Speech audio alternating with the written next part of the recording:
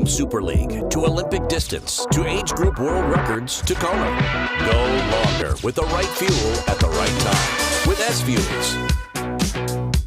This is a phenomenal bike ride, and I can tell you he's so casual. This is his first time he's ever biked the full 112 miles here in Hawaii. He's never been up to the turn in Harvey. He's certainly been up there today.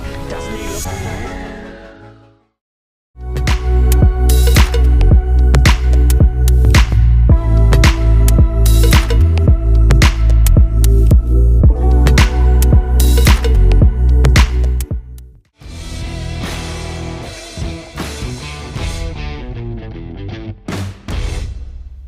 Hey everybody, welcome to day 2. Breakfast with Bob from St. George, Utah. My name is Bob Babbitt. We're brought to you by Master Spa, Zoot Sports, the original triathlon brand. HOKA, Let's Fly, SFuels, Go Longer, Biostarks.com. Use the code BWB10 for a 10% discount. Quintanaroo, Form Smart Swim Goggles, Zions Bank, Premium Plus Sports, and of course our Challenged Athletes Foundation. One of my go-to guys whenever we look to talk about what's going to happen in a race is coach and author, Mr. Jim Vance. Jimmy, how you doing, brother? Wonderful. Good morning. Good morning. Always a pleasure to see you. And when we look at this race, and we look specifically at the athlete you're closest to, Mr. Ben Canute, how ready is he for this one? Well, more ready than last year, I'd say. That's just because last year I think we were coming into this race and we really wished we'd had like one more block. Right, one more. We were really block, close, yeah. And he showed it. I mean, I think he was 82 seconds from the podium. Right. Last year. So, but he finishes 6th. That's how tight that race was. Yes. You got 3rd to 6th place, four places there, all within 82 seconds. Yep. I mean, and coming down this huge hill right behind us. So I feel better about that, but, you've got the likes of, last year Christian didn't even finish that race because he had a mechanical with the wheel. So, now you've obviously add in him. You add in Gustav. Gustav, of course. Who's the two-time defending champion. Yep. You've got a Ditlev now. Yep. You've got probably a more seasoned and prepared Funk. Freddie's ready. Yeah. So, I think Mickey Tugholt, I think, is a player. What did he get? 4th or 5th last year? 4th, I think. And then Jackson Laundry, who got 5th here last year. And one Oceanside. Yes. Absolutely. So, this is one of the things I tell my athletes when we have a great performance is, hey, embrace and enjoy this because you can get fitter, faster, stronger, come back next year. Your time can be slower and your place can be worse. My favorite thing was Ben's time at Oceanside when he won, and his time when he got 5th this last time was exactly the same. To the second. Yes. Exact same time, and he went from 1st to 5th. And it's just like, that's how fast this has gotten. Well, look what happened in Kona when you're going, 11 minutes under the course record. It was 7:51. Now it's 7:40. You're changing everything. Well, and even go back to those two Oceanside performances. That was October 2021 and March 2022 this year, April. Yeah. So you're only talking about a 5-6 month window. Right. And so what he finished the season on, he thought that was his best race. And in fact, when he won Oceanside, he's like, Jim, that last little bit of work we did, if I could place that race at St. George, I know I'm on the podium. Right. And it's like, okay, well, unfortunately we couldn't work that with the calendar. But now he starts off 2022 in a place where he's at the exact same spot as he was in October, but he's telling me, Jim, I could have gone even better. There's a lot more here. Right. And unfortunately, we had a rough start to the year because not long after Oceanside and things with Daytona, he started to, we took our normal downtime, and then we got COVID. His whole family got COVID. He thought he held it off, and when your wife is bedridden with COVID or needs to be isolated, and then you have a 1-year-old in the house, training has to take a back seat. Of course. And at times I had to tell him, he tried to talk to me about what he should do. I said a couple of times I just had to say, Ben, your family needs you right now, and that's your priority. Don't even worry about training. Yeah. And then he came back, and then he got COVID. I think he actually had held it off. Then he got it. And then wife got the flu. He had to take her to the hospital. Oh, my God. And, of course, adding to the stress, he hasn't even told me at this point, much less the public, that his wife was pregnant. So, it was just this ups and downs. And then finally I felt like we had some rhythm. But I think those early races, it was as much that he had finally rested in his body to recover, and he still had this base of fitness that was good. That didn't take much to get him to a good point. Right. But that lack of base, we really suffered from, that real lack of training from December pretty much through February, where we really struggled, became a glaring weakness for us through the middle of the season. What was fascinating to me when I was talking to Ben last year, he was talking about that, you start adding things. You add strength, you add flexibility, and you feel that's obviously going to improve your game. Yep. But it also can change your body position on the bike. It can change your power outage. And I think it was after this race last year that you guys realized, okay, the Ben's just not set up right on the bike. Well, I think you have to go back to the end of 2020, and we decided, okay, we want to make some changes.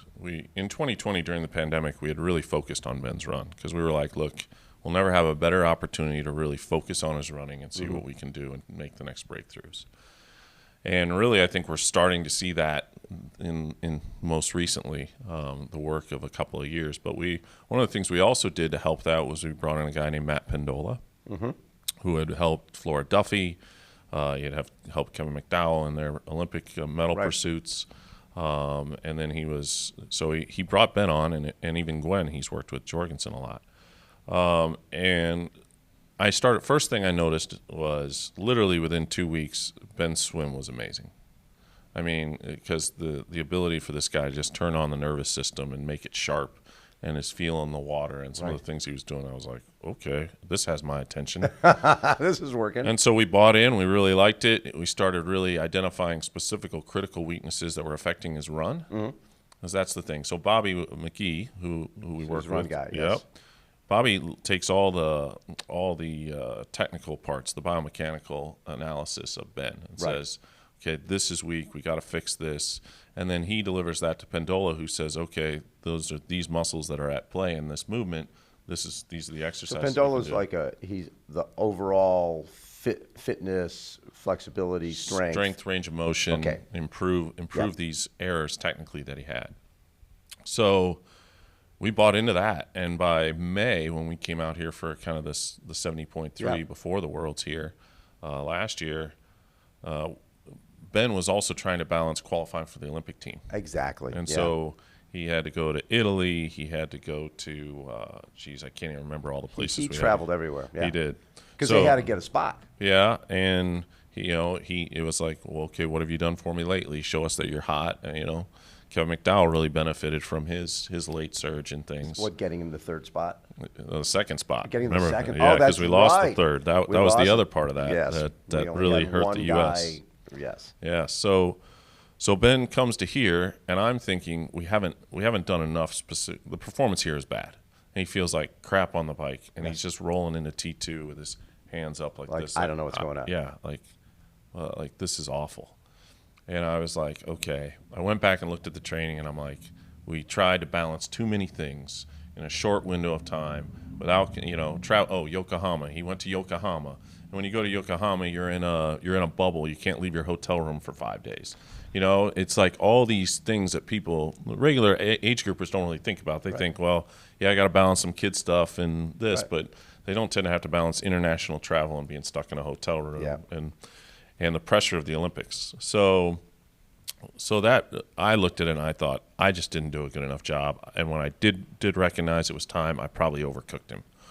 Only for him to realize he comes back to Phoenix at Psychologic, works with Park there, and Park looks at him and was like, "You're a mess on this bike."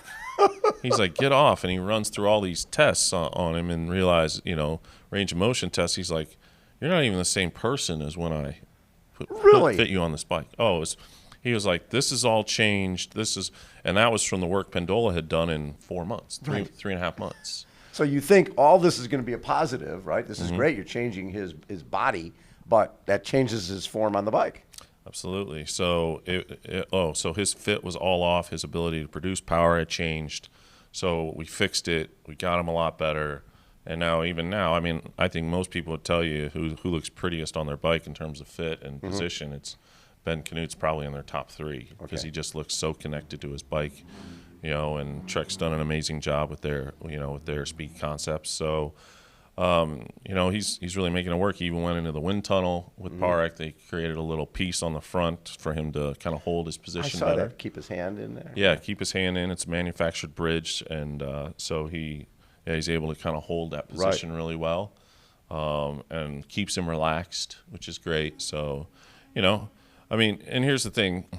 You and I were talking a little bit before. It's like, I think part of the problem, too, that we had with this year is Ben moved on from ITU, World Triathlon Draft Legal. He was like, okay, that's behind me. Now I can choose my own schedule. I can focus on 70.3s and the non-draft things that I want.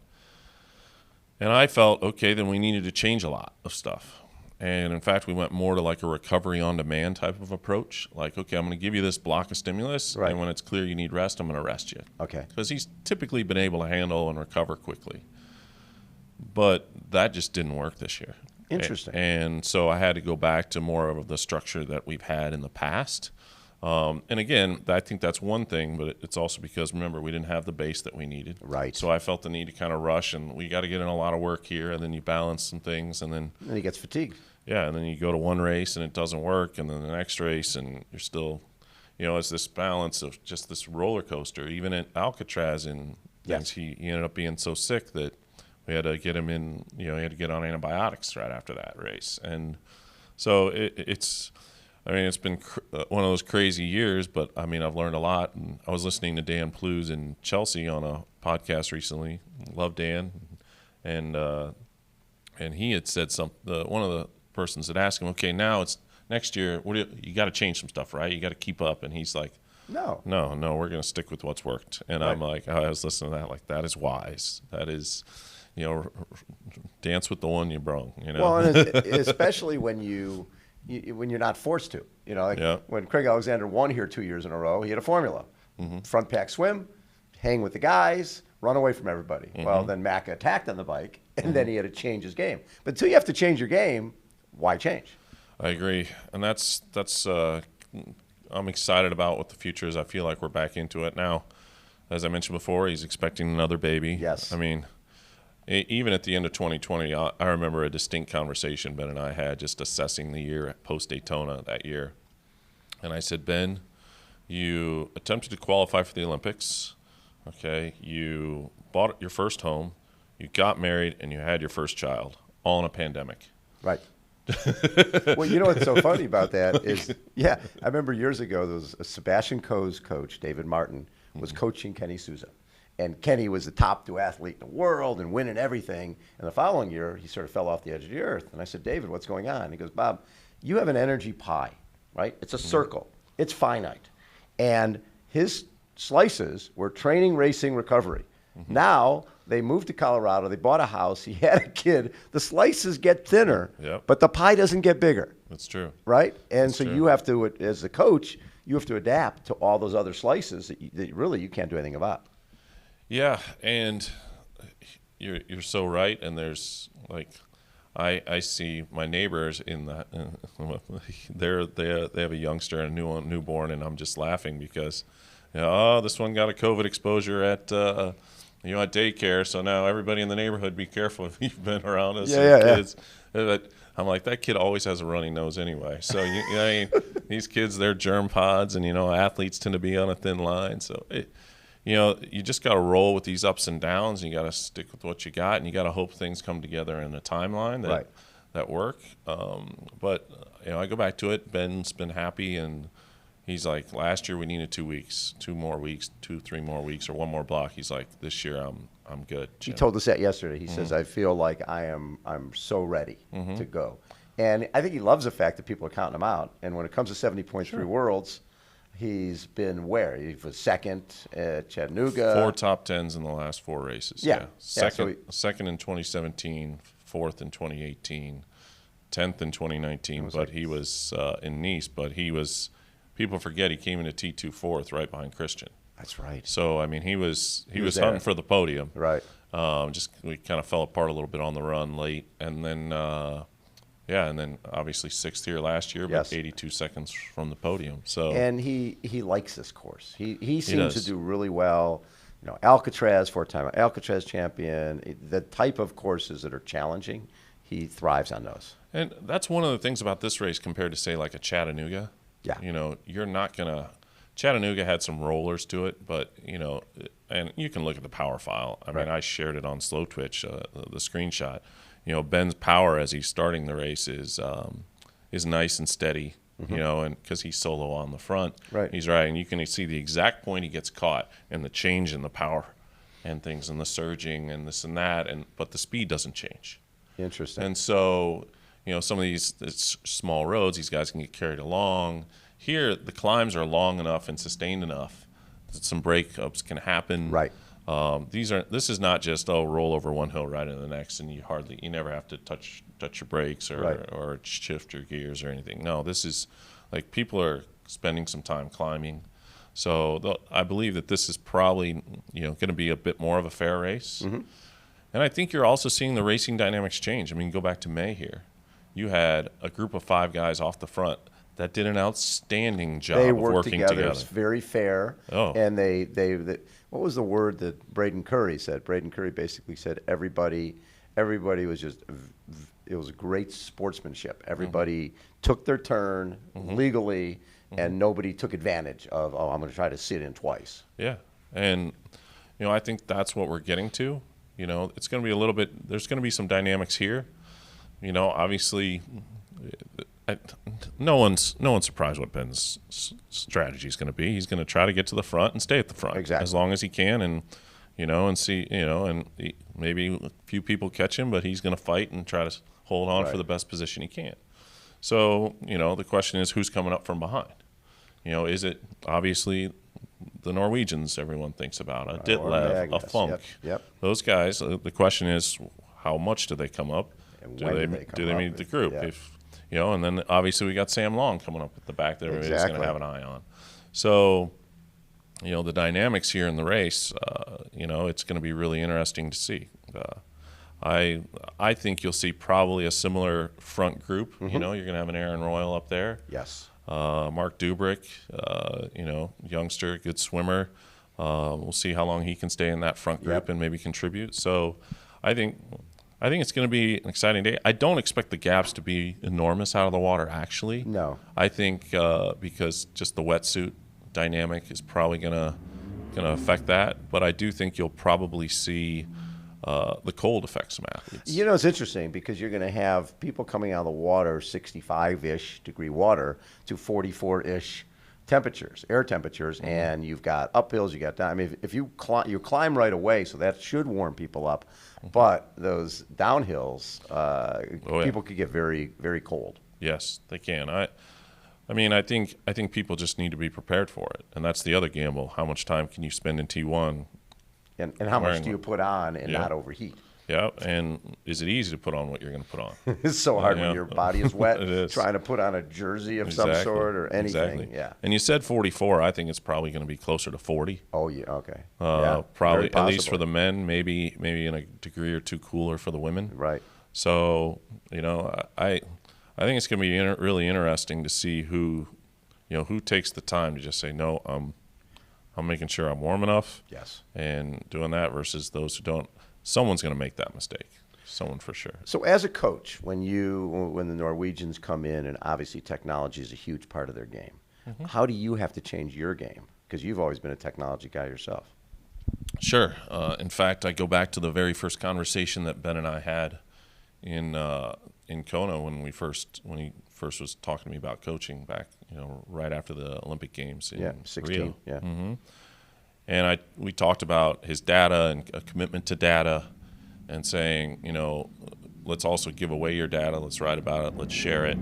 Let's be public about it. Right. And he was like, okay. And that's novel back then. Yeah. Nobody was sharing anything. Exactly. And I said, he was like, well, why would we do that? I said, because if we're the only ones doing that, then new technology and companies will come in that want to come into the sport will see us, and they'll come to us first. That's how I started working with Today's Plan, and the communication systems that Ben and I have set up on that are amazing. And then, things like Stride and their technology, really learning and being on the forefront with what they were doing to maximize it, and in terms of balancing Ben's training load. The Norwegians have taken on the core, that temperature sensor. Yep. That's something that we are absolutely going to start looking at more. We thought we were well enough heat adapted for Dallas. Turned out we weren't. Right. So I need to refine that. We're going to add that. There's other new technologies that are out there that I'm continuously looking at and prioritizing based on need and what our goals are and what's coming on. I think you may have seen the Norwegians have started this new incubator, and that's the exact same strategy that they have. They want these new technology companies come to them. They'll because test they're it, leaders, yes, and they'll prove it. They'll potentially become investors in it, and it'll do well. They think, they all but it's do also well. Their advantage. They become partners. Exactly, and that's that. When Ben sent me that on a thing, I was like, sounds like a conversation you and I had 6 years ago. That's what we want. Exactly. Be at the front, because this sport is getting so challenging that the margin of error. Ben was second in 2017, and he's every year been fitter and fitter and fitter than that year. Right. But it seems like we've gotten further and further from first place. Right. And it's like, goodness, I've got to have something. I've got to do what I can to try and close that gap, and that's embracing all the technologies I can. I love it. Jimmy, always a treat to get to chat. Yeah, great to be here. Thanks. Both races are going to be really, really fun to watch. It will be. Do you like the two separate days so you can just focus on the women and focus on the guys? I do. I think women deserve their day in the sport. I think there's so many dynamics to that. Yes. When I watched the Kona race, that I really started to realize how much the women's race kind of would get ignored, except for maybe the leader or the first. Yep. But now I was really into the women's race a lot more, and I didn't have a dog in either race. Right. So it was really enjoyable to watch. And then sometimes when the men's race seems really exciting, I'm like, I don't want them to cut to the women. It's like, no, stay right here. Stay here. This is where race is right now. Yeah. Absolutely. And so it's like that didn't have to happen. Right. And so, and the same for the women. Like, oh, hey, there's something going on in the women. Who cares about? Well, the men is finishing. It's like, yeah, but this is the exciting time in the women's race. Exactly. It's like you don't want to deal with that. So I think it's great.